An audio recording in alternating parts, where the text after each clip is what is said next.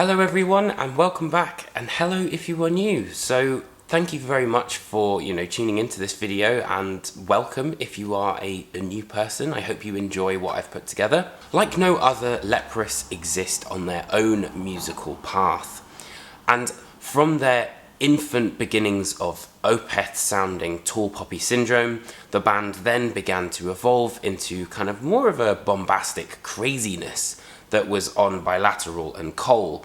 But it wasn't really until The Congregation where the band started to really find their sound. And then following up this album with Melina was where we saw Leprous really start to go into more of a less is more kind of approach.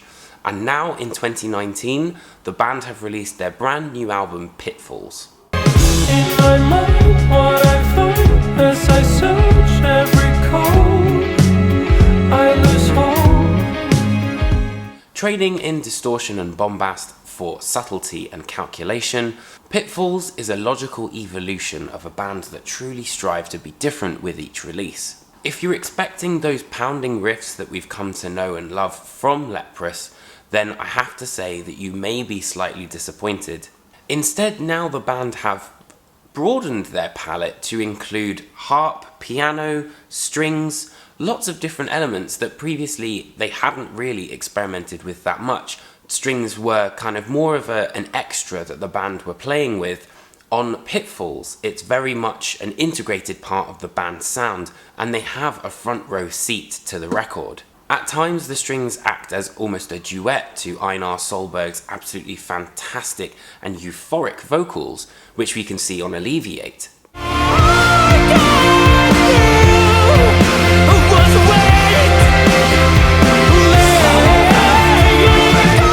Yet others, they speak for themselves, such as on Distant Bells.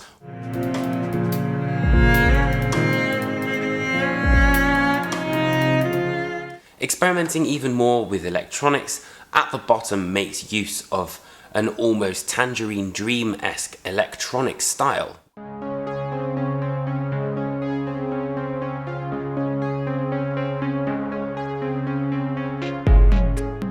And it's these electronic beats that, combined with the overall classic band, lineup, actually makes for something which is slightly unsettling, if anything, but it also has a real beauty to it. There are also the theremin sounding melodies on Below, which really do intertwine with Einar's vocal melodies as well. And it's, again, that sort of integration of these new ideas with the classic band setup, which I think is probably Pitfalls' biggest positive. All of my stories are below. Einar's vocals aren't exactly the easiest to digest, of course, but on this album I feel that they are very much the focus and really given room to kind of grow. His power, for example, is showcased on The Sky is Red, which for me sounded closer to The Congregation than anything else on the album. With so many singers being good at potentially one element of their singing, Solberg is actually really fantastic at being so many different layers. So for example, he's got the power,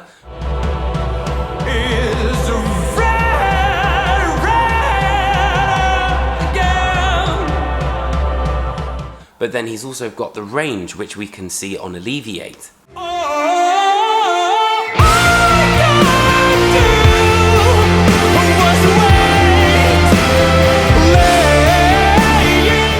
And this is just another case for him being one of the most unique vocalists out there. And Alleviate in particular has this strange element of melancholy, but yet it has a euphoric sense to it. But I think in terms of the melancholy aspect, it's not only because the lyrics are, very sad, but it just has this sense of loss about it, really, and resignment.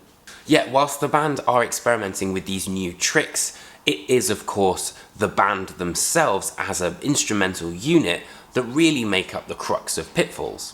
Bard Kolstad's drumming never ceases to amaze me, and, he's just as apt being able to do those light fluttery fills on The Sky is Red, but then when needed has that classic rock kind of pounding that you can have on Foreigner.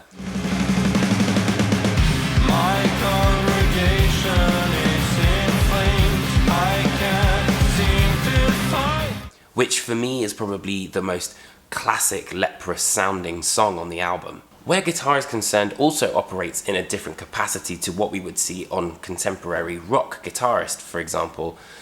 And the performance here is way more in a funk style, where there's a small amount of melody which might kind of peak out, but it embellishes those vocal lines that Einar is trying to put across. However, the components of Leprous's sound has always been the coup de grace for me, because only a band like Leprous are able to seemingly disassemble their sound completely and have almost what it sounds like is every instrument kind of playing on its own, but then when needed, they all come back to create a cohesive sound.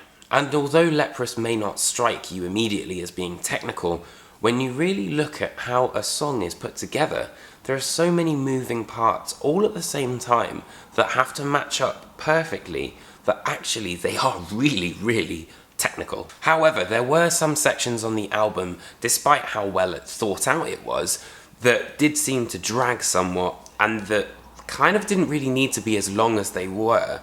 I also thought that while I'm all for kind of people experimenting and really trying new things, that it would have been interesting to have even a little bit more of the distortion side of things, just to keep that kind of classic rock element that the band have had. Pitfalls is certainly an album that will require multiple listens, and its genius only really appears once you've really gone through those layers with it. There may be an incredible amount of intricacies on the record, yet due to how it's been put together, they make it seem effortless. And Pitfalls is just another example of why Leprous are such a unique band in the world of prog.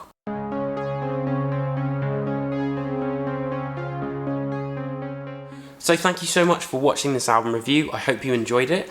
If you did, hit that like and subscribe button. Also, any shares are always appreciated. I love chatting with you guys down in the comments section, so please do drop a comment and I will try and get back to you as soon as I can. And hit me up for any suggestions that we might have for reviews. But otherwise, I'll see you guys very, very soon for another album review. Take care, friends.